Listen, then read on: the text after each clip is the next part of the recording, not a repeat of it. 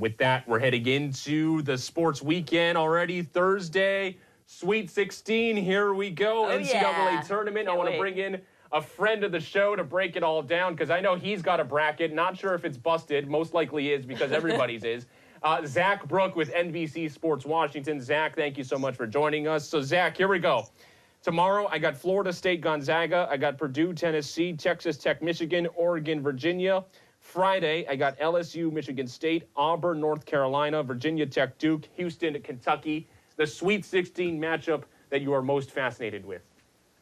I think tomorrow's going to be Florida State and Gonzaga. You've got a rematch of last year's bout. They played each other, and Florida State emerged victorious. But this year, there's some different storylines. Last year, Killian Tilly was not available to play, and Gonzaga didn't have Brandon Clark. And also this year, Florida State's riding a little bit of a kind of like an emotional high. One of the seniors, Phil Kofer, who actually had a great game last year in this matchup, his father passed away last week, and he's not going to be with the team, but the team has him and his family in their spirits, and I think they're fighting for him and hoping to advance, getting it as far as possible to where he's comfortable to rejoin the team. And Gonzaga, I've got Gonzaga winning the whole thing. I think they're incredible. Last week you saw Roy Hachimura emerge in the first game, and then in the round of 32, you saw Brandon Clark. They're multifaceted. I think they're ready to play, and I think that's going to be the best games of the Sweet 16. Hold on here, Zach. Sorry, I have to ask a follow-up to that. Gonzaga, why do you trust this team? Because we have seen over and over a Gonzaga team that lets us down.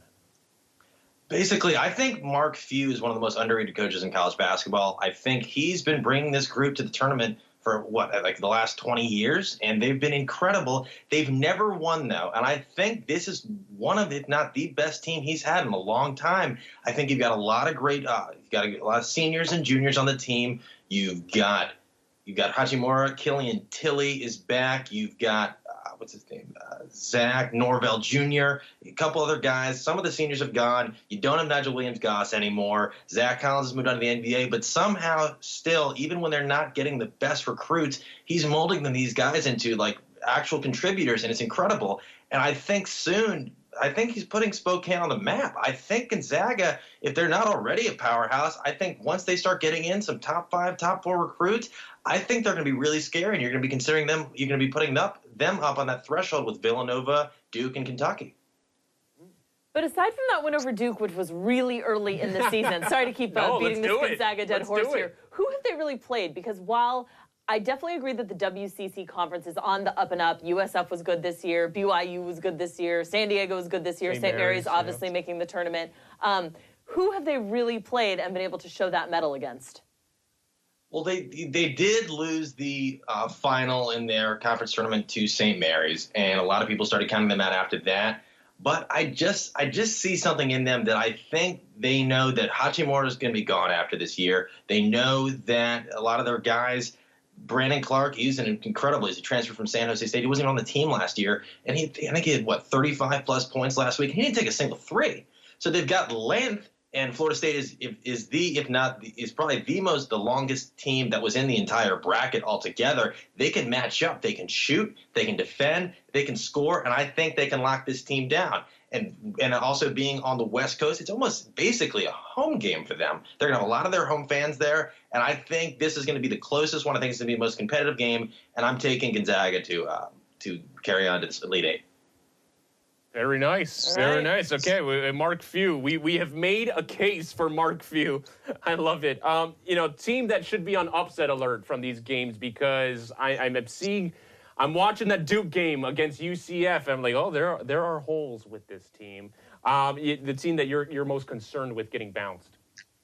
I'd have to go with Virginia. Because Oregon's won 10 in a row. You saw them the other night. They were incredible against UC Irvine. They've got a lot of good Bol Bol's out for the year, and they're still really competitive. Their point guard, Peyton Pritchard, is incredible, and they've got one of the best shot blockers in the country in Kenny Wooten. I think Virginia even had another scare in the round of 64 against Gardner-Webb. And if last year against UMBC, maybe that kind of gave them a little bit of anxiety. But Gardner-Webb was legitimately on upset watch. And then they carried on to Oklahoma. Oklahoma was not the best team this year. And they kept up with them, but their 3 top scorers in Ty Jerome and their other 2 swingmen, they shot, I think, 11 of 35 from the field, and they won by about, I want to say 10 or 12. This is a good team they're going up against. This is basically the only quote unquote Cinderella you have left in this bracket, because everybody else is either a 5 seed or a 1, 2, 3, or 4.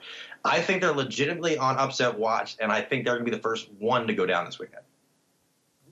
Well, you got to think that some of these upsets are going to happen, because it's been all chalk for the 1, 2, and 3 seeds so far. That certainly doesn't seem like it can last. At least history is any indication it's not going to.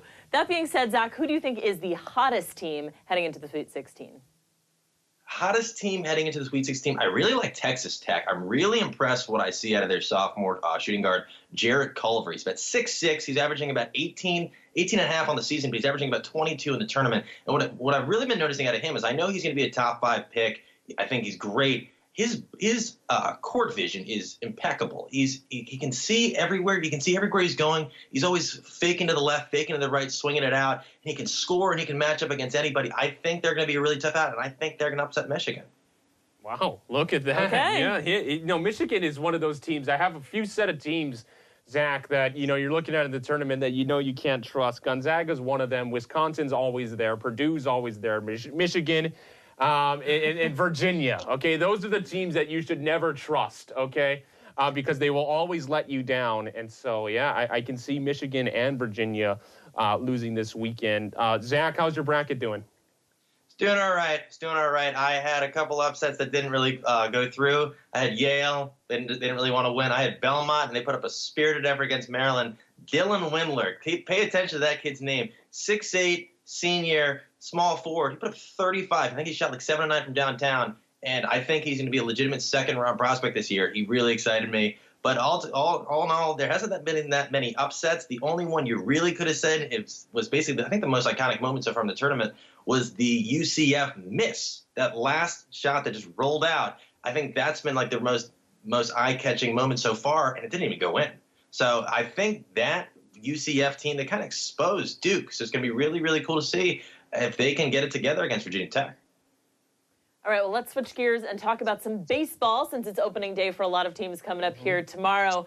A lot of big free agent signings, as we've talked about at length with you, Zach, this offseason. Between Manny Machado, Bryce Harper, and Mike Trout, who do you think's set up to have the best season? I've actually got a fourth one for you. I think it's going to be Nolan Arenado on the Rockies. In the last 4 years, he's been a Silver Slugger, and he got in the Gold Glove every year. He's played at least 156 games in each season. He's been an All-Star the past 4 years. I think he's going to be one of those underrated off-season contract extensions that really kind of got swept under the rug, because the Machado deal, I think, was soon after, and then the Harper deal, and he became sort of an afterthought. He's one of the best players in baseball. He really doesn't get the recognition he deserves, and I think he's one of the top 10 guys, and I think he's going to have a really good season. The Rockies were good last year. They got in the postseason, really couldn't make that much of a run, but I think they're going to be reinvigorated, and I'm really excited to see out of him. From the other guys, I think one of the things, I think Machado's going to be better than people expect. I think the Padres are going to be better than people expect. But I'm excited for opening day. O's play tomorrow. I think 1 on ESPN, at least 1 Eastern time. But I'm really excited for baseball to be here. Oh, absolutely. So from that, then that means Harper's going to have the worst year? I don't know. I saw today that he actually just signed a sponsorship with AccuView, so hopefully his vision's okay, because that might be an issue. Yeah, you would hope so. You need that hand-eye coordination, and if he's going to make it till 39, got to keep those eyes good. Yeah, 13-year contract. Yeah, you see all the sluggers right now.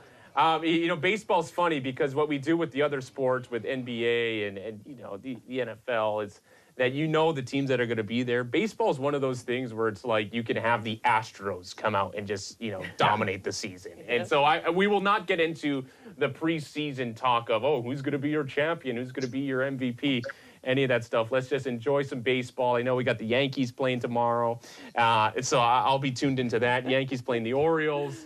And so thank you very much, Zach Brook, NBC Sports Washington. Appreciate your time and insight. Happy Sweet 16 viewing. Happy opening day viewing.